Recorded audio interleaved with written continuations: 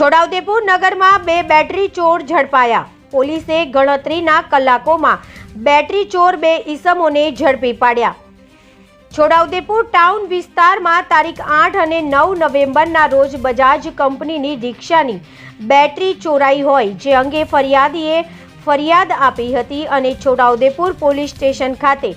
BNS કલમ 303C મુજબ ગુનો દાખલ કર્યો હતો। વધુ તપાસ હાથ ધરી હતી અને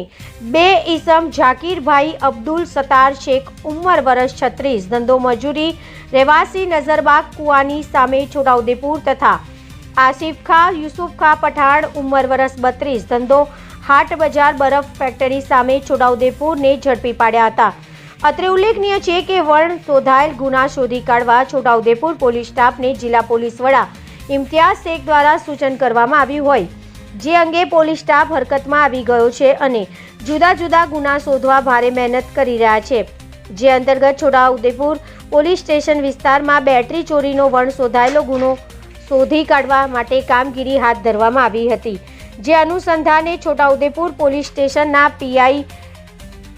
AR પ્રજાપતિના માર્ગદર્શન હેઠળ હ્યુમન સોર્સિંગ અને ટેકનિકલ સર્વેલન્સની ટીમ દ્વારા અલગ અલગ દિશામાં તપાસ કરતા હકીકત જાણવા મળી હતી કે બેટરી ચોરના ગુનામાં છોટાઉદેપુર ટાઉન વિસ્તારમાં રહેતા ઝાકીર અબ્દુલ સત્તાર શેખ તથા આસિફ યુસુફ ખા પઠાણનાઓએ બેટરી ચોરી કરી હોવાની માહિતી મળતા પોલીસ સ્ટેશનમાં લાવી ઊંડાણપૂર્વક પૂછપરછ કરતા અને તપાસ કરતા સદરી ઇસમોએ બેટરી ચોરી કરેલ હોવાની કબૂલાત કરી હતી અને આ બેટરી છોટાઉદેપુર સરકારી દવાખાનાની સામે આવેલા ભારમલ ટ્રેડર્સના માલિક મોહમ્મદભાઈ ખુરશીદભાઈ વાસણવાડાને વેચી દેતા હતા। જે આધારે તપાસ કરતા કુલ 4 બેટરીઓ જેની કિંમત ₹6000 ગણી કબજે કરી આરોપીઓની અટકાયત કરી કાયદેસરની કાર્યવાહી કરવામાં આવી છે જ્યારે વધુ કાર્યવાહી હાથ ધરવામાં આવી છે।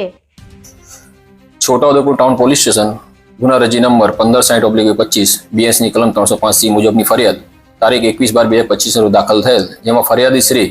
રાજુભાઈ માનસિંહભાઈ નાઓની બજાજ કંપની રિક્ષામાંથી અજાણ્યા ચોરીસમાં બેટરી ચોરી કરીને લઈ ગયેલ। જે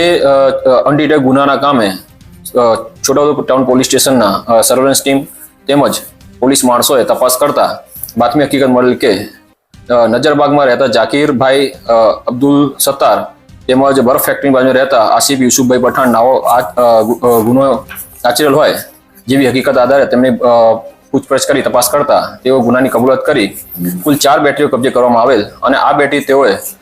ભારમલ ટ્રેડર્સના માલિક મોહમ્મદભાઈ ખુરશીદભાઈનો આપેલી જેની તપાસ હાલ ચાલુ છે। બે આરોપી ગુનાના કામે અટક કરી પૂછપરછ કરી અને બેટરી રિકવરી કરી તે લોકો કોર્ટ હવાલે કરવામાં આવેલ છે અને ત્રીજા આરોપીની તપાસ ચાલુ છે।